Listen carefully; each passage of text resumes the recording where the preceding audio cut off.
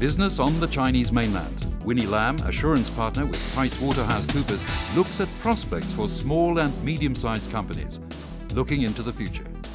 So looking into the future, would you say that China is more or less welcoming to small and medium-sized companies? There's no definite answer to it. It depends on a few things. One, you need to look at the nature of the business that the company is running.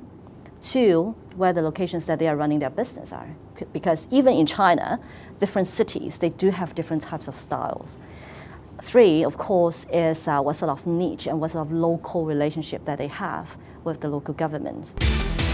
So how do you progress, say, in the business of toys? Do you go upmarket, for example? Do you go to high-tech? Well, I think first of all, they need to identify which market they want to target. Because in China, you can imagine it's a huge market.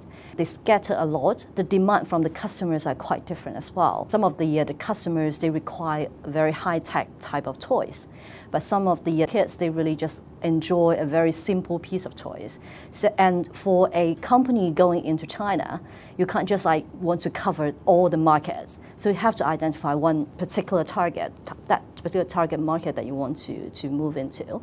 And then, of course, taking into consideration of what sort of expertise that the company have, and then move to that target. And talking services, let's say, for example, you're going into logistics. Now, is that a real problem for you if you're in China?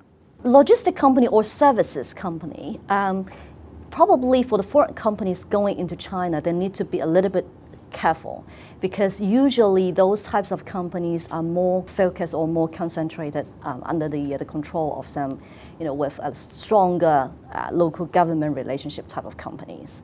So in order to do so, for foreign companies to go into and do that kind of business, they better have a better relationship, a good relationship with the local government, or some local companies which have local government relationship, and then try to pairing with them. Now, some people say that foreign companies won't be as viable in China when local companies begin to move up the value chain. Is that the case? I actually think the contrary. It can be a win-win situation. The reason I'm saying that is because for Chinese company, they're getting better and better.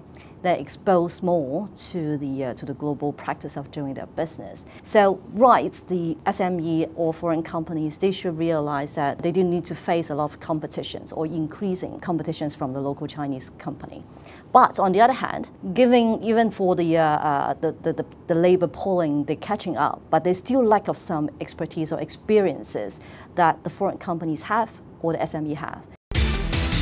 Let's look at auditing, because you have to be audited wherever you happen to be in the world as a company. So what's it like in China particularly? In my view is that audit, whether that particular company is difficult or is easier, it not really depends on which location it's located, whether it's in China or it's in the other part of the world. It depends on a couple of things. One, the nature of the business that the particular company are doing. That's why we need to understand how they run their business. And two is the corporate culture, the management style of that company. And three, of course, is the people, the personality of the people that we are really dealing with. And that vary a lot in terms of how we perform our audit. And audit is actually not like a check the box. So auditing is also about culture, it's about management, it's about various exercises. How is that actually developing in China? The global economy does have a huge impact in China. You can see more and more Chinese people, they are getting more mature.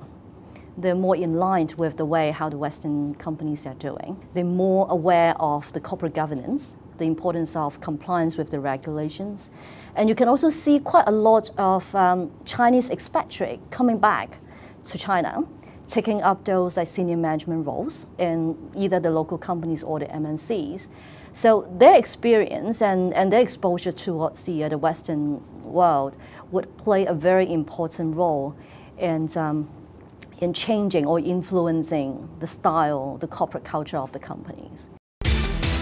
And where does Hong Kong sit in all the developments taking place? Hong Kong is still have a longer history as compared to China in terms of exposing to the Western. So Hong Kong people or Hong Kong companies can share their experience in how to handle the services, how to build up, how to train a good project manager. All these kind of experiences can be utilized by the Chinese companies. Are companies going to have to be cleaner and meaner in China in the future? In other words, going to have to embrace green, for example? The Chinese government do encourage the companies to be more rule-based, and they do implement a lot of regulations and rules as well. That's one hand. On the other hand, the Chinese government, in order to sustain the growth through increasing the domestic demand, they also implement a lot of policies or incentives. So given the tight regulations, there's still a lot of incentives giving to the entities, to the enterprise to utilize it. So the foreign companies or the SMEs, they should try to spot those opportunities such that they can utilize it.